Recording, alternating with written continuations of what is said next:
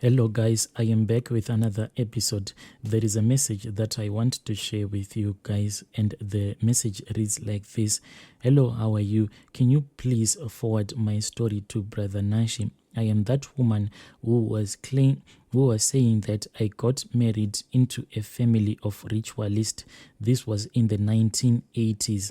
I was hurt, but I had no one to tell my story because in those days, like I said, life was so slow. And if you were a woman, you had no rights whatsoever. I spoke to a few ladies and they encouraged me to keep quiet and never try to fight with my husband. In those days, if there was any domestic violence in your house, you could not go and report to the police station because they would tell you to go back and fetch your husband so that they can do a police report. So most of the women, if they were beaten up by their husbands, they would never go and report to the police station because most of the police officers in those days, they were men. And whenever you would go to the police station, they will tell you that the reason why your husband is beating you up, it is because you are not showing any signs of respect to him. In those days, most of the police officers that you would meet at the police station, they would be actually victimizing their own wives. So they would not give you any proper solution. All the drama would happen whilst I was at his family home during the holidays. Husbands would come back and they would be too controlling, and we had to go and visit his family every now and then. At this moment, I had never told anyone from my family because of the reasons that I have explained above. I was bitter and I was angry. I hated my mom-in-law, and I failed to understand that the kind of a person that I was hating was actually a witch. The following visit, we went back to the village, and one morning my husband was sleeping. It was around 7 a.m.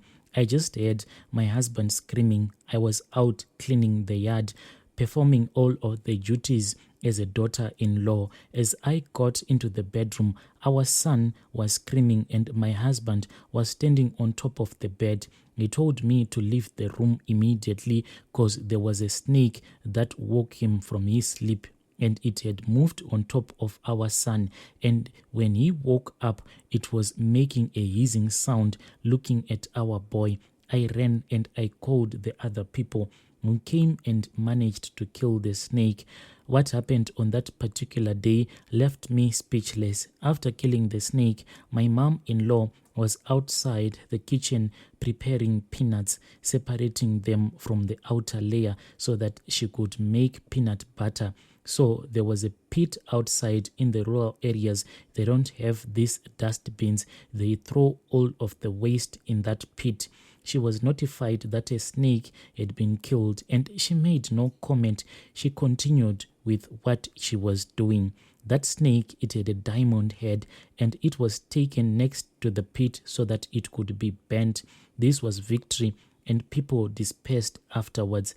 Soon, the person who had been assigned to bring the fire came with the fire to burn the snake, but upon the arrival, that snake had disappeared. The only person who was there was my mom-in-law. She was just looking so sad into the pit as if she had lost something valuable. She was asked if she had seen the snake because she was the one whom we had left walking towards that pit when everyone was walking away from the pit.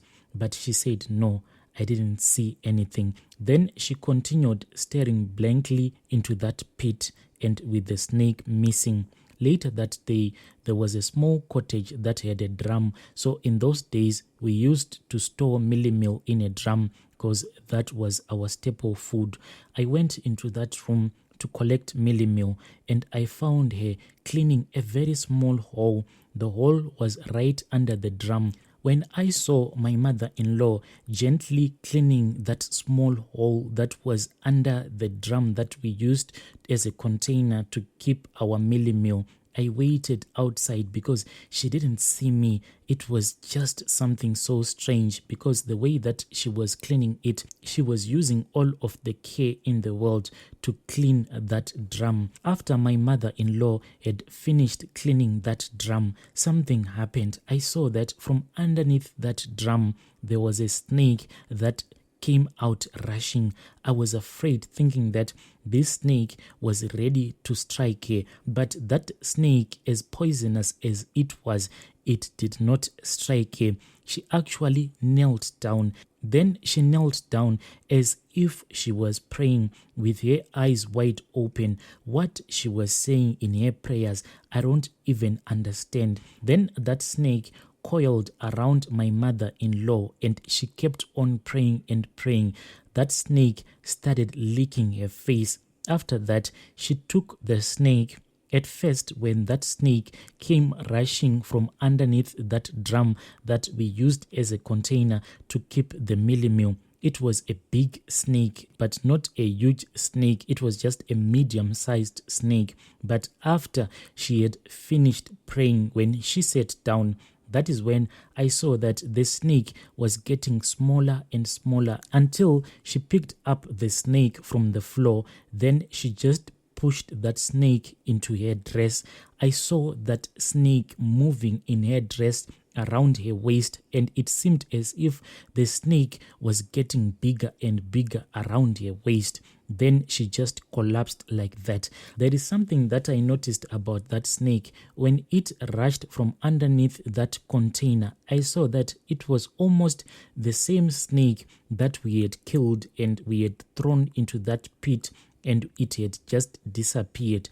The snake was alive. My mother-in-law, she collapsed maybe for a minute or so. Then she woke up as if she was waking up from the coma. She didn't have any strength at all.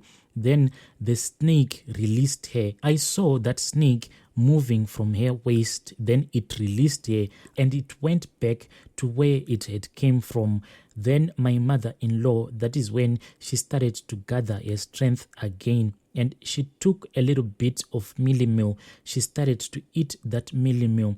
Then she got up. I ran away. I asked myself, what on earth had I seen? When I went back indoors, I stopped everything that I was doing.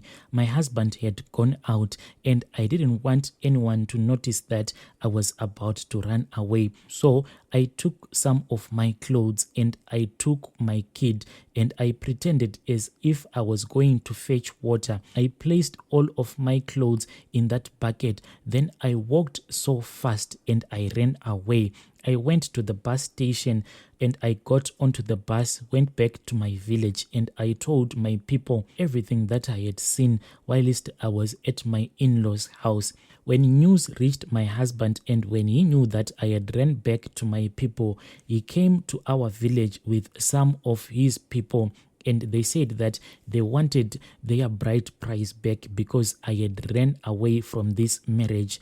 They had a lot of negotiations and they said that since I had given them a child and this child was a boy, they were not going to take all of the cows since I had given them a boy who was going to be a man one day and continue with the family name. My brother, that is how I walked out of that marriage. Even up until today, I am still a prayerful woman. Whenever I just get lazy to pray, maybe in the night, if I think about my story, I will just say, let me push myself to pray before I sleep, because what I saw on that day, it was a scary sight that I don't want to see again in my life.